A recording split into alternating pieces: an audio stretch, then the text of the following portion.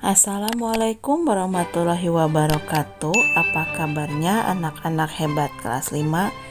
Hari ini kita akan mempelajari tema 6, subtema 1, pembelajaran kedua. Silakan disimak videonya, dipahami, dan jangan lupa berdoa sebelum belajar. Membuat ringkasan dan kesimpulan dari teks eksplanasi.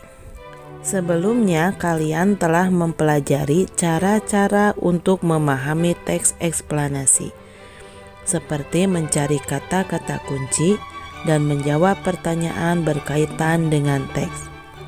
Hari ini, kalian akan membuat ringkasan dan kesimpulan dari teks eksplanasi. Berikut hal-hal yang perlu diperhatikan dalam membuat ringkasan. Pertama, bacalah teks dengan seksama. Kedua, catatlah gagasan utama dari setiap paragraf. 3. Ubahlah gagasan utama menjadi kalimat efektif dengan bahasamu sendiri. Yang keempat, setelah itu rangkailah kalimat-kalimat tersebut sehingga menjadi paragraf yang padu dan mudah dipahami. Dan yang kelima, pastikan kalian menggunakan kosakata baku dan ejaan yang sesuai pedoman umum ejaan bahasa Indonesia. Setelah membuat ringkasan, kalian dapat membuat kesimpulan.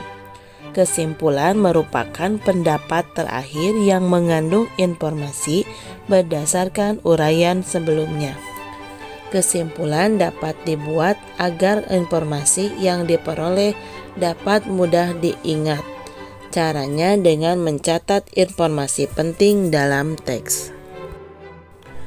Hari ini kita juga akan mempelajari menjelaskan pengaruh kalor terhadap benda.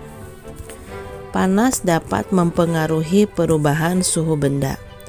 Jika kalor diberikan pada benda, maka suhu benda tersebut akan naik. Jika kalor keluar dari benda atau dilepaskan ke lingkungan, maka suhu benda akan turun. Kalor juga mempengaruhi wujud benda. Ingat, benda memiliki 3 wujud, yaitu padat, cair, dan gas. Perhatikan skema perubahan wujud benda karena pengaruh kalor berikut. Membeku merupakan perubahan wujud dari benda cair menjadi padat. Contohnya, air yang disimpan di dalam freezer, lilin cair yang mengeras, dan larutan agar-agar yang mengeras. Mencair merupakan perubahan wujud dari benda padat menjadi cair. Contohnya, lilin yang dipanaskan, es krim yang didiamkan di ruang terbuka, dan mentega yang dipanaskan. Menguap merupakan perubahan wujud dari benda cair menjadi gas. Contohnya, air yang direbus dan dibiarkan lama-kelamaan akan habis. Parfum yang disemprot ke ruangan, dan air yang menguap ketika dijemur di bawah sinar matahari. Mengembun merupakan perubahan wujud dari benda gas menjadi cair. Contohnya, titik-titik air di daun pada pagi hari, dinding di luar gelas menjadi basah saat gelas diisi air es. Menyublim merupakan perubahan wujud dari benda padat menjadi gas. Contohnya, kapur barus yang disimpan di lemari. Dan mengkristal atau mendeposisi merupakan perubahan wujud dari benda gas menjadi padat. Contohnya, gas karbon dioksida yang dibekukan menjadi es kering atau dry ice. Kita sudah mengetahui bahwa suhu dapat diukur menggunakan termometer. Termometer menggunakan prinsip berdasarkan pengaruh suhu terhadap perubahan volume zat. Volume zat cair memuai jika dipanaskan dan menyusut jika didinginkan.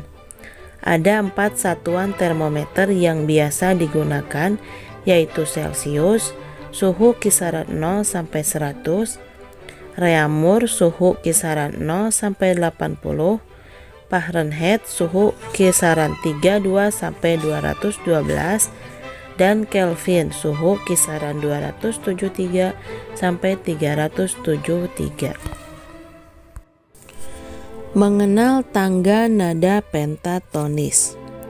Tangga nada adalah nada-nada yang disusun secara berurutan dari nada paling rendah hingga nada paling tinggi. Nada-nada tersebut ditulis dengan simbol. Simbol inilah yang dinamakan dengan notasi atau not. Notasi adalah sistem penulisan nada yang dapat berupa angka, huruf, atau lambang not balok yang menunjukkan urutan nada. Ada tangga nada diatonis dan tangga nada pentatonis.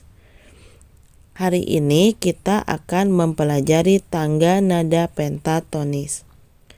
Tangga nada pentatonis adalah tangga nada yang terdiri dari 5 nada pokok. Penta artinya 5 dan ton artinya nada. Tangga nada pentatonis tidak dilihat berdasarkan urutan tangga nadanya. Tangga nada pentatonis biasanya digunakan pada musik daerah yang menggunakan alat musik tradisional seperti kelompok alat musik karawitan Jawa dan Sunda. Tangga nada pentatonis terbagi menjadi 2, yaitu pelok dan selendro. Masing-masing jenis tangga nada pentatonis ini mempunyai susunan jarak nada yang berbeda. Tangga nada selendro adalah tangga nada yang memiliki karakteristik gagah, berani, lincah, dan gembira. Selendro merupakan sistem urutan nada terdiri dari 5 nada dalam satu gambyang dengan pola jarak yang hampir sama. Susunan nadanya sebagai berikut. Tangga nada pelog merupakan urutan nada yang terdiri dari 5 atau 7 nada dengan menggunakan satu pola dengan jarak nada seperti berikut. Untuk tugasnya, bacalah teks berikut dengan seksama. Suhu dan termometer. Dahulu orang mengalami kesulitan untuk mengukur suhu suatu benda dengan akurat. Namun, seiring berkembangnya zaman, para ilmuwan telah menyelidiki dan menemukan alat pengukur suhu dengan tepat dan dapat dipakai secara internasional, yaitu termometer. Ada banyak jenis termometer, tetapi cara kerjanya bergantung pada sifat zat yang berubah karena pengaruh suhu. Umumnya, termometer yang digunakan saat ini terbuat dari pipa kaca yang diisi zat cair seperti raksa atau alkohol. Jika mengalami kenaikan suhu, kedua zat ini akan memuai. Selain itu, ada juga termometer yang terbuat dari bahan padat dan gas. Termometer yang berbahan kaca dan berisi zat cair memanfaatkan sifat termometrik, yaitu volume zat cair memuai jika dipanaskan dan menyusut jika didinginkan. Pemuaian dan penyusutan zat cair akan mempengaruhi tinggi zat cair dalam pipa kaca termometer. Jika pada pipa kaca diberi skala, zat cair tersebut akan menunjuk angka tertentu yang merupakan besar suhu benda yang diukur. Jawablah pertanyaan berikut berdasarkan teks suhu dan termometer. Yang pertama, tuliskan gagasan pokok dan ringkasan dari teks suhu dan termometer. Kedua, tuliskan kesimpulan dari teks suhu dan termometer. Sekian materi hari ini, sampai bertemu lagi pada materi berikutnya. Wassalamualaikum warahmatullahi wabarakatuh.